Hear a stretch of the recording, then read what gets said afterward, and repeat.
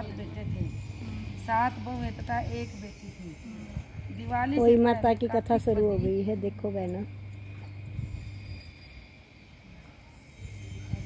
अष्टमी को 7 बहुएं अपनी इकलौती ननंद के साथ जंगल में खदान में मिट्टी खोद रही थी। वही स्याऊ सेई की मान थी।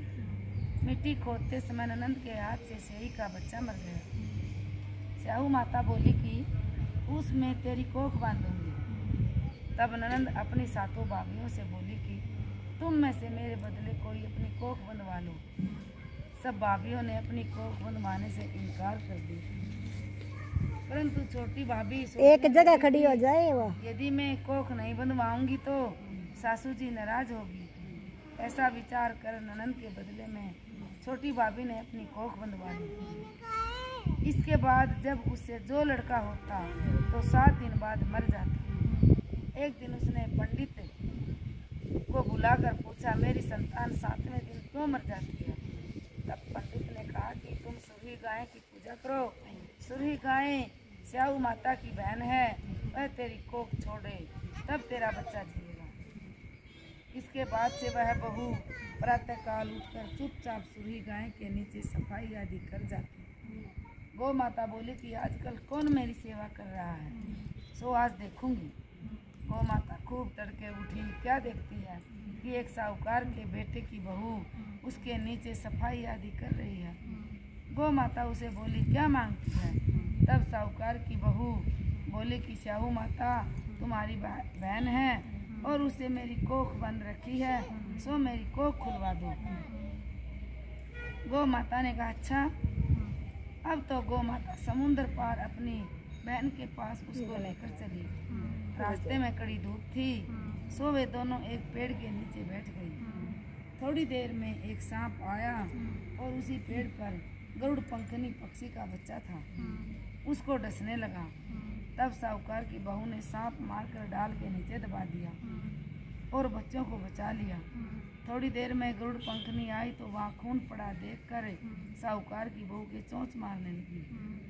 तब साहूकारनी बोली कि मैंने तेरे बच्चे को नहीं मारा, बल्कि सांप तेरे बच्चे को डसने को आया था, मैंने तो उसे तेरे बच्चे की रक्षा की है।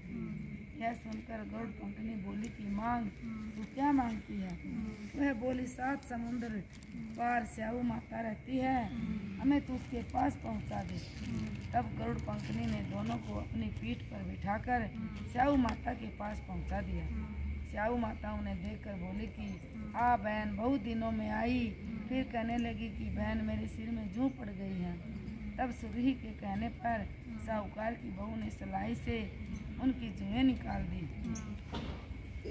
इस पर स्याऊ माता प्रसन्न हो बोली कि तूने मेरे सिर में बहुत सलाई गेरी है, इसलिए तेरे 7 बेटे और 7 बहू होंगे।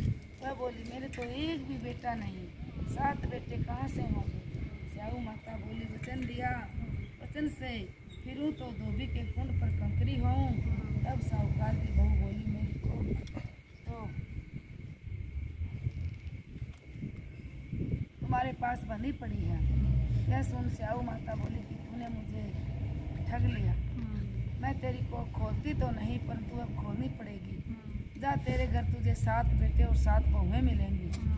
तू जाकर उजमन करिए, 7 होई बनाकर 7 कढ़ाई करिए।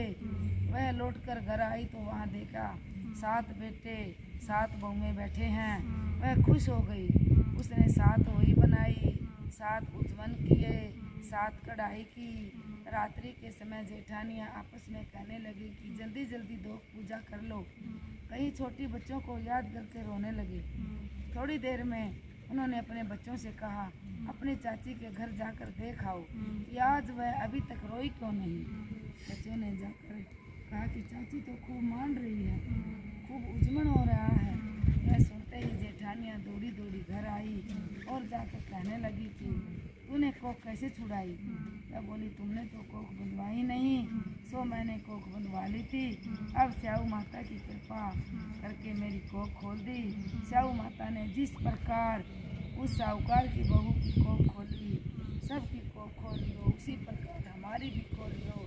कहने वाले तथा सुनने वालों तथा सब परिवार की कोख खोली हो। स्याऊ माता की जय हो।